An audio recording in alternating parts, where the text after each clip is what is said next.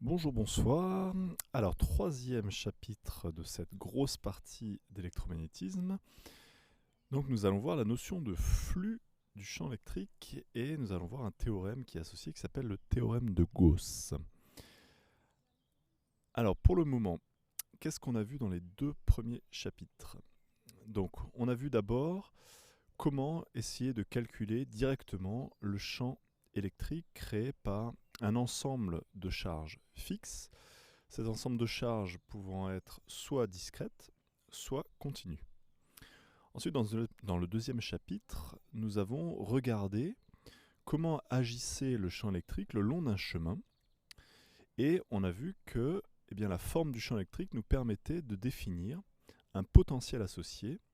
Et donc la circulation de ce champ électrique le long d'un chemin, c'est en fait la différence du potentiel entre le début et la fin.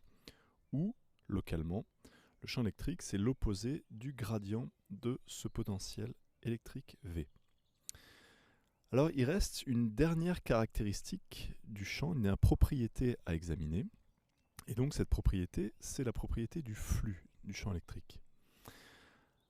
Alors, le flux, c'est une propriété qu'on peut définir pour n'importe quel champ vectoriel.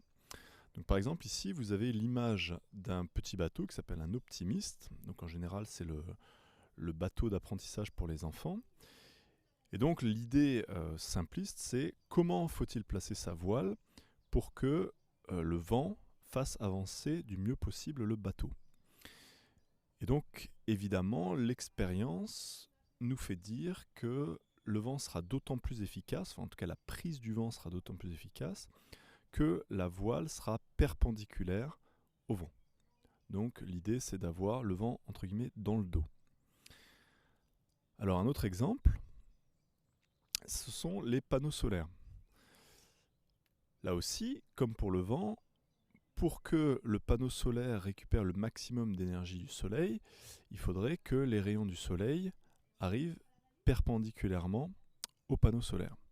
Sauf qu'évidemment, le long de la journée, le soleil varie, enfin en tout cas la position dans le ciel varie, et donc ça veut dire qu'à un moment donné, les rayons ne vont pas arriver perpendiculairement au panneau solaire. Et donc par exemple, on peut se demander, telle journée à tel endroit en France, quelle sera sur une journée l'énergie récupérée par les panneaux solaires. Et donc notamment, ça nous permettra de savoir est-ce que ça vaut le coup d'installer des panneaux solaires ou pas. Ou, autre question, est-ce que c'est mieux d'installer des panneaux solaires fixes et donc le long de la journée, il y aura des moments où l'énergie récupérée sera forte et d'autres moments, par exemple le matin et le soir, où ce sera beaucoup moins fort. Ou est-ce qu'il vaut mieux pas installer des panneaux solaires qui sont on va dire héliotropiques, c'est-à-dire qui suivent la course du soleil. Donc on rajoute un petit moteur comme ça, et puis du coup, au long de la journée, les panneaux se tournent et donc suivent la course du soleil pour être au maximum toujours en face. Donc voilà, ce sont des histoires de coûts à comparer. Alors pour le savoir, il va falloir faire des calculs. Et donc le calcul qu'il faut faire, c'est le calcul du flux solaire récupéré par les panneaux. Donc, introduisons maintenant mathématiquement ce qu'est un flux. Comment fait-on pour exprimer cette quantité qui va dépendre non seulement de l'intensité du rayonnement, donc de l'intensité du champ vectoriel, mais également de l'orientation du champ par rapport à la surface qui capte ce champ? On se rend bien compte que cette opération, donc le flux, va devoir inclure cet angle. Et donc, voilà comment on va définir le flux. Donc le flux avec la lettre phi, le flux d'un champ de vecteurs noté A, ça va être le produit scalaire entre ce champ de vecteurs et un être qu'on appelle le vecteur surface élémentaire ds. Et donc on fait en chaque point M de la surface qui nous intéresse, on fait ce produit scalaire. Et ensuite, on fait la somme sur l'ensemble de la surface. Donc évidemment, on se rend bien compte que ds, ça va être une petite partie de la surface totale. Alors par contre, ce qui est un petit peu nouveau, c'est que la surface, ce n'est pas un vecteur. Normalement, une surface, c'est en mètres carrés, c'est un nombre. alors qu'ici on a un vecteur? Eh bien, c'est parce qu'en fait, comme on a vu en première année par exemple avec le vecteur rotation, eh bien, on va entre guillemets créer un être hybride qui va non seulement posséder l'aire, c'est-à-dire la surface en mètres carrés, mais qui va également posséder la direction de la surface. Alors comment c'est possible? Eh bien, regardons la diapo d'après. Donc par exemple ici on a une surface S qui n'est pas plane. On peut imaginer par exemple une feuille de papier qui est un petit peu courbée. Eh bien cette surface S, déjà première chose, on va la découper en petites surfaces ds autour de chaque point M. Donc ici, la surface S, ce n'est pas une surface source. C'est-à-dire que ici, a priori, il n'y a pas de charge électrique qui crée un champ électrique ou un autre champ. Cette surface, elle est pour le moment totalement virtuelle. J'imagine cette surface S qui ensuite peut représenter par exemple une voile pour le vent. Donc cette surface S, je la découpe en petites surfaces ds. Et ensuite, on va associer à cette petite surface ds, donc ici pour l'instant il n'y a pas de vecteur, eh bien on va associer une direction et un sens. Eh bien la direction qu'on va associer, c'est la direction qui est orthogonale, perpendiculaire à la surface en ce point. Donc la direction ici de la perpendiculaire, elle est là. Et donc je vais donner à la surface ds, en plus, je vais associer cette direction perpendiculaire. Alors le problème, c'est que si c'est un vecteur, il y a également un sens. Eh bien le sens, c'est à nous de le choisir selon ce qu'on veut donner comme signification au flux. Si je veux par exemple exprimer le flux du champ de vecteur A, qui ici c'est l'ensemble des flèches vertes, qui est globalement vers la droite, eh bien je vais prendre le sens vers la droite. Donc le vecteur surface élémentaire caractéristique au niveau du point M, ça va être ds2. Alors que si je m'intéresse au flux vers la gauche, eh bien le vecteur surface élémentaire, ça serait ds1. Donc pour résumer, le vecteur ds, qui est défini pour chaque point M de la surface S, eh bien ça va être l'association entre la surface ds, donc qui est infiniment petite, à laquelle j'associe un vecteur normal à la surface en ce point. Donc voilà pourquoi j'appelle ça un être hybride, parce que c'est l'association de deux informations. La surface en mètres carrés, même si elle est infiniment petite, et la direction de la perpendiculaire. Alors prenons un exemple tout de suite. Ah mince, j'ai interverti les diapos, pardon. Donc ça c'est la diapo 1, excusez-moi, l'énoncé est ici. Donc imaginons un champ de vecteurs, toujours A. Pour l'instant physiquement, je ne sais pas à quoi correspond le champ de vecteurs. Et donc ce champ de vecteurs s'écrit A0, Y carré sur L carré EX. Donc si je le représente, donc je prends un repère. Pour l'instant, je me place en 2D. Donc X, Y. Et donc ce champ de vecteurs va être dans la direction de EX, mais sa norme va dépendre de Y. C'est-à-dire plus Y est grand, plus la norme du champ est grande. Donc ça veut dire qu'au centre, Y égale à 0, donc j'ai rien. Et par contre, plus Y grandit, plus le champ grandit. Et ensuite, il est pair. Ça veut dire que pour les Y négatifs, j'ai l'image.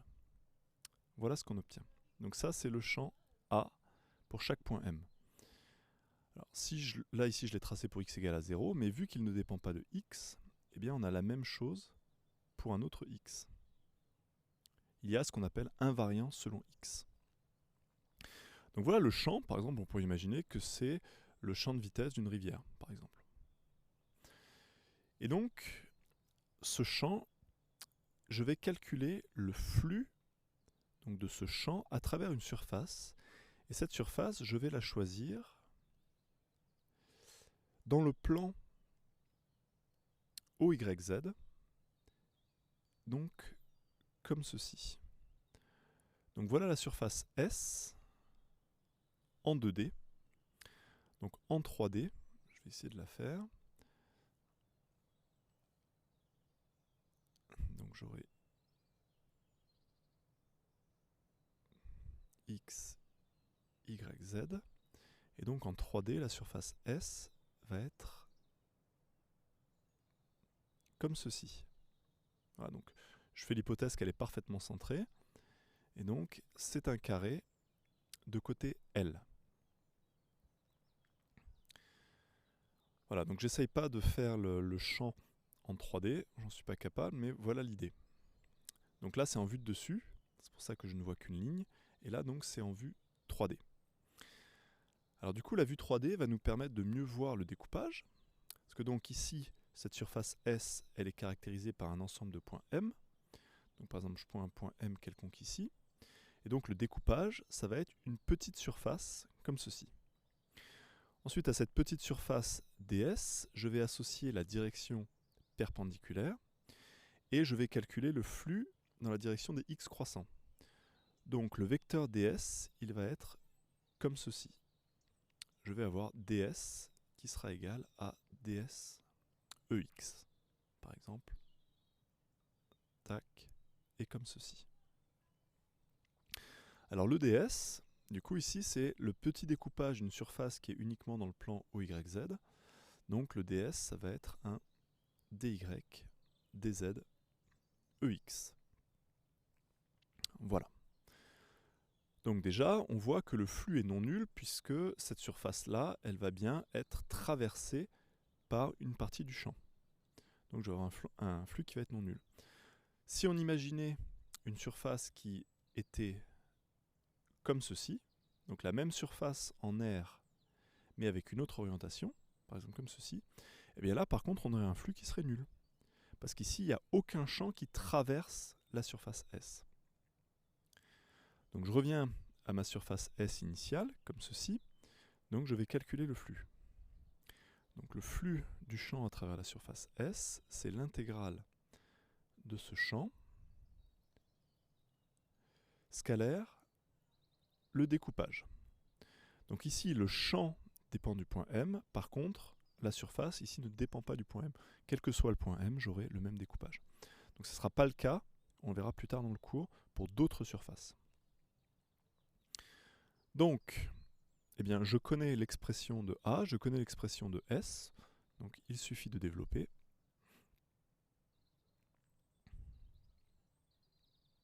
Voilà A.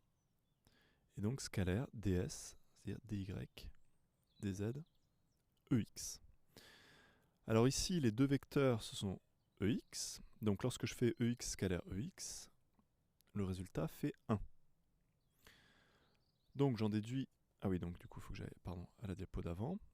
Donc j'en déduis que le flux, c'est égal à l'intégrale de A0 y carré sur L carré dy dz. Donc j'ai plus de vecteurs parce que le produit scalaire a fait 1.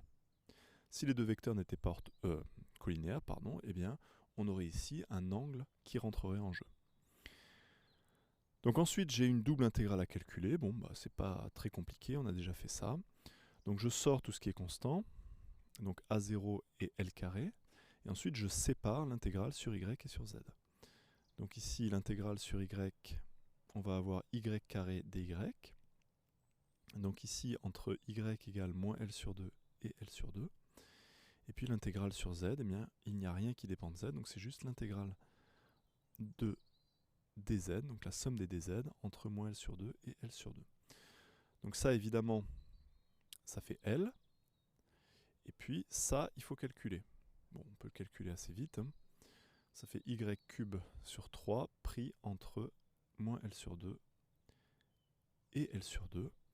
Donc évidemment, c'est une fonction paire à intégrer, donc ça va faire 2 fois la moitié, donc 2 fois ce qu'on aurait obtenu entre 0 et L sur 2 par exemple. Donc on obtient au final le flux qui est égal à A0 sur L carré fois 2 tiers de L cube sur 8 fois L. Et donc on obtient, donc on peut simplifier L carré, et on obtient A0 fois 2 sur 24, donc on peut faire 1/12 de A0 fois L carré. Voilà, donc le flux, ça donne bien un nombre comme résultat.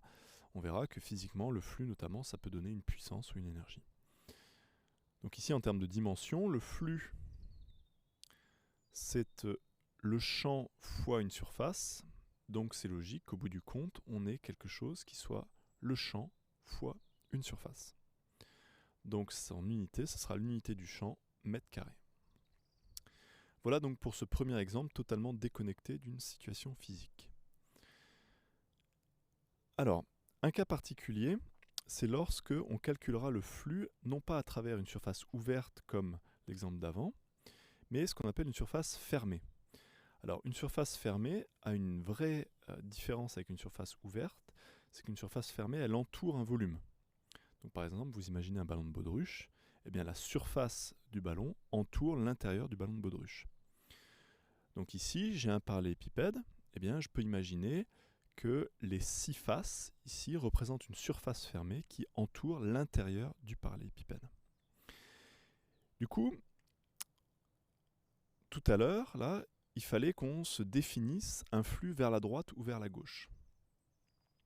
Sauf que la droite et la gauche, eh bien, c'est pas clair du tout, puisque si vous tournez la tête, eh bien, votre droite deviendra votre gauche et vice-versa. Donc c'est compliqué. Par contre, pour une surface fermée, eh bien, ça ne sera plus du tout équivoque. Si on définit le flux de l'intérieur vers l'extérieur, eh bien l'intérieur vers l'extérieur sera parfaitement défini. Pas comme la droite et la gauche. Et donc la convention, lorsqu'on calcule un flux à travers une surface fermée, c'est de toujours le calculer de l'intérieur vers l'extérieur. C'est comme ça, c'est ce qu'on a posé. Donc ça veut dire que lorsqu'on définit les vecteurs ds, eh bien les vecteurs ds seront toujours évidemment dirigés selon la normale, mais par convention, ce sera toujours dirigé vers l'intérieur, vers l'extérieur. De l'intérieur, pardon, vers l'extérieur. Donc ici, ds2 sera dans cette direction-là et ce sens-là. Et ici, ds1 sera dans cette direction-là et ce sens-là. Voilà, donc c'est une convention. Alors pour finir cette première vidéo, un autre exemple, mais ce coup-ci totalement connecté avec la physique. Donc prenons une planète, donc de rayon grand R, parfaitement sphérique. Donc cette planète crée un champ de gravité en n'importe quel point M, et vous avez appris déjà depuis longtemps que le champ de gravité en M, eh bien c'est égal à moins la constante universelle de gravité, fois la masse de la planète. Alors je ne vais pas mettre grand M, pardon, parce que c'est le point, donc je vais utiliser petit m, divisé par la distance au carré, dans la direction entre le centre de la planète et le point considéré. Alors maintenant, évidemment, de nombreuses années ont coulé, et donc on peut l'écrire plutôt sous la forme moins g mp fois le vecteur ER sur r carré, donc où ER c'est l'un des vecteurs unitaires des coordonnées sphériques. Et donc on va calculer le flux de ce champ de gravité. Donc ici le champ de gravité, il est comme ceci. Eh bien on va le calculer à travers une surface qui est une sphère qui passe par M. Donc ça ne va pas être évident en 3D. Ouh là là. Ok, très bien. Donc c'est une sphère centrée, donc là elle n'est pas très bien centrée, excusez-moi. Et surtout, ici le point M, il n'est pas dans le plan de la sphère, il est un peu en avant. Mais il est bien sur la sphère. J'ai une sphère qui est comme ceci. Et donc vu que la sphère passe par le point M, cette sphère a comme rayon petit r qui est la distance de M jusqu'au centre O. Alors pour calculer le flux à travers cette surface, donc vous imaginez ici que vous mettez une couverture autour de la planète. Et vous regardez le flux à travers cette couverture. Donc pour calculer le flux, déjà, il faut le vecteur ds. Donc ici, je découpe la sphère. Donc on l'a déjà vu dans l'annexe, comment on fait pour découper une sphère. Donc voilà, le découpage. Et donc il faut que je donne la direction et le sens de ce ds. Donc vu qu'ici, la sphère est une surface qui est fermée, eh bien le sens sera de l'intérieur vers l'extérieur. Et ensuite, la normale, eh bien la normale, elle est selon ER. Donc le vecteur ds, il est ainsi. Donc le vecteur ds, ça va être égal à ds dans la direction de ER. Ensuite, le ds, on le connaît. Donc si vous n'en souvenez plus, il suffit de regarder l'annexe. Donc c'est r carré sin θ dθ dφ. Et donc tout ça dans la direction ER. Donc je vais calculer le flux. Allons-y.